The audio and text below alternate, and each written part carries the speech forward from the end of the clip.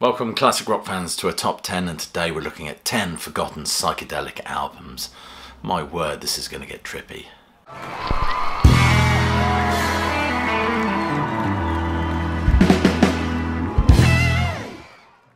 Welcome classic rock fans to my list of 10 forgotten psychedelic albums. A real trudge for all those baroque atmospheres and frilly shirts, all that mawkish psychedelia that we just love. Number 10 is The Third Rail and their album ID Music, which came out in 1967.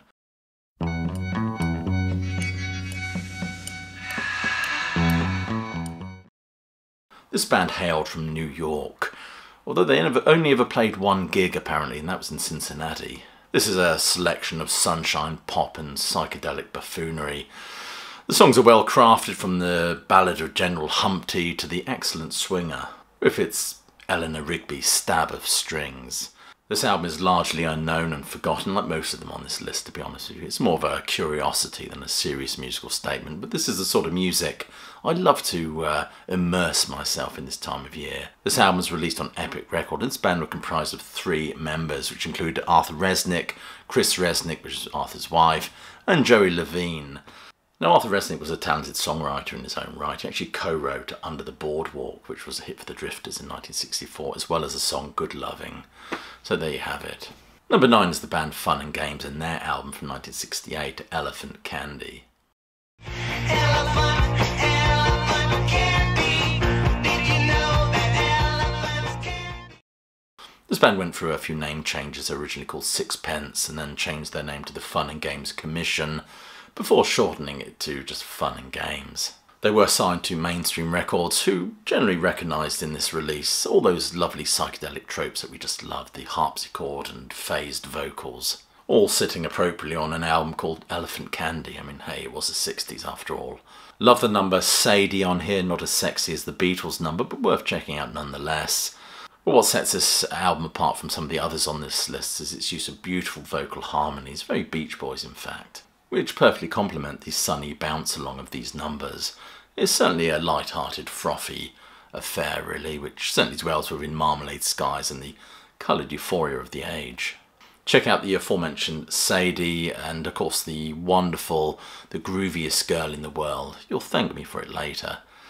Bit of an aside for you, interestingly, band member Rock Romano later played with groups Dr. Rocket and Sisters of Mercy. Number 8 is Federal Duck and their eponymous Federal Duck album from 1968.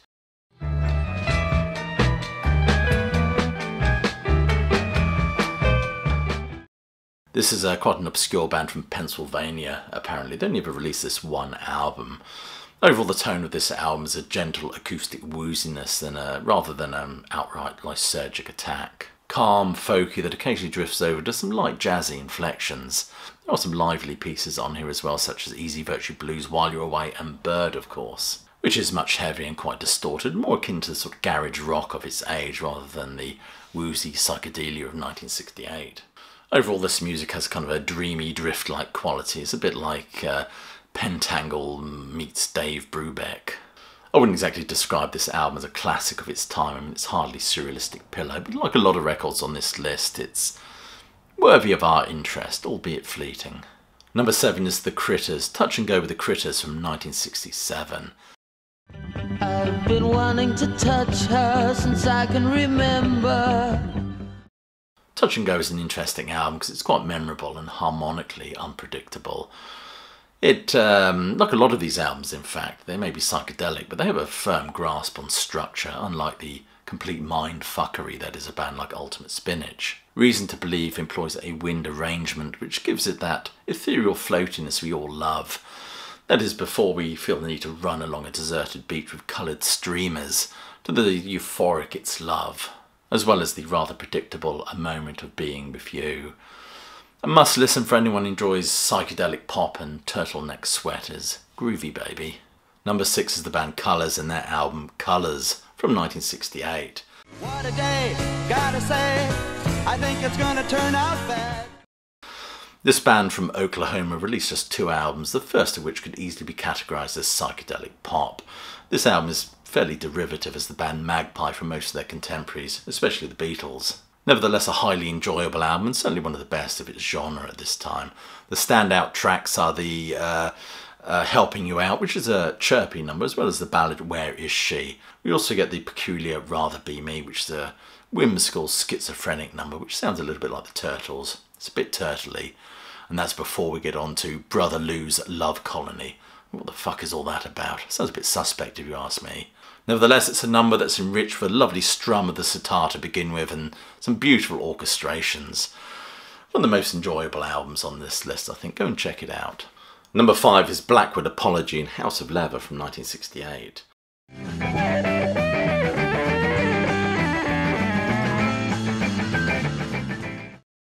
This is a psychedelic concept album about a brothel set in a basement during the American Civil War. I shit you not.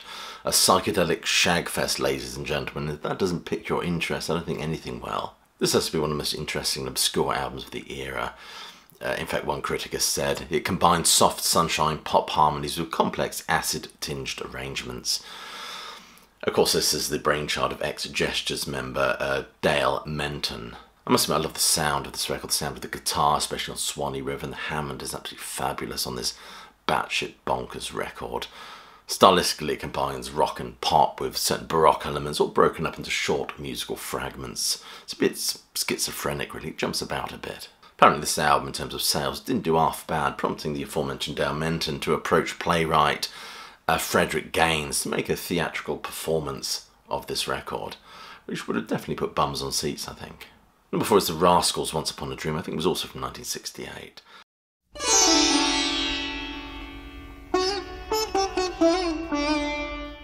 This band were formerly known as the Young Rascals, which were an R&B band. But they did release this very interesting and trippy album, which certainly taps into the spacey vibes at the time.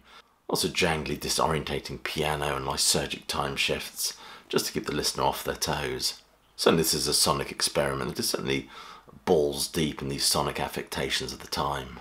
Replete with orchestral arrangements, narrated interludes, how very small faces of them, as well as noises and some, I have to say, some seriously mellifluous tunage here.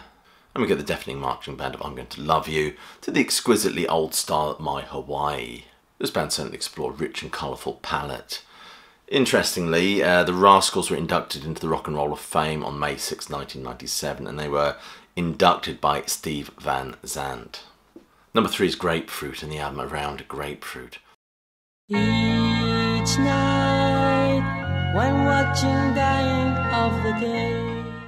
This London-based band actually has links to the abrasive boogie of AC/DC, well, almost anyway. Founded by Alexander Young, also known as George Alexander, who was the brother of Angus and Malcolm Young. This band was signed to the Apple label by Terry Dorian, who was an associate of Brian Epstein.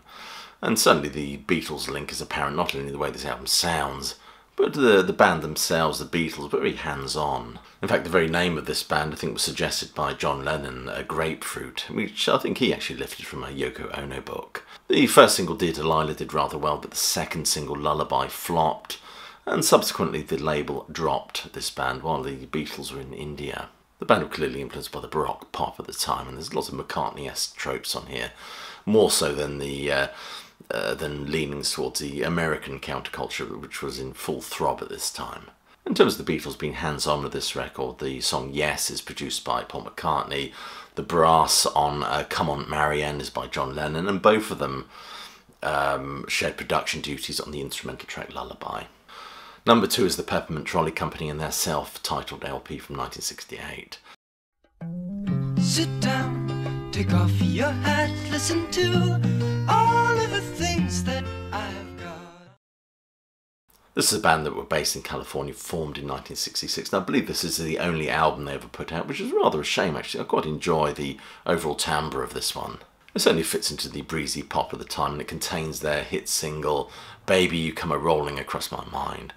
Overall, the tracks are deliciously arranged with lots of Baroque elements. Now, Baroque is a word you'll hear used quite a lot in this video, because it was a specific atmosphere explored by these bands at the time. If the Beatles have done it, we must do it. You get tracks like Put Your Burden Down, which is a complete earworm, as well as reflections on a universal theme, which is gorgeous. Beautiful Sun is certainly interesting, touches upon more experimental textures here, interesting drum solo. We also get some bewildering and bewildered choir additions to this album. This band released one album and 5 singles. They were signed to the Actor label, which is a subsidiary of Dot Records. Interestingly though, this band is actually credited with writing and singing the theme tune to the pilot for the Brady Bunch. And number 1 is The Troll and Animated Music from 1968. Have you seen the Queen? She's sitting in her parlour. This is a Chicago-based band that only released one album. It's kind of a motif for this video, isn't it?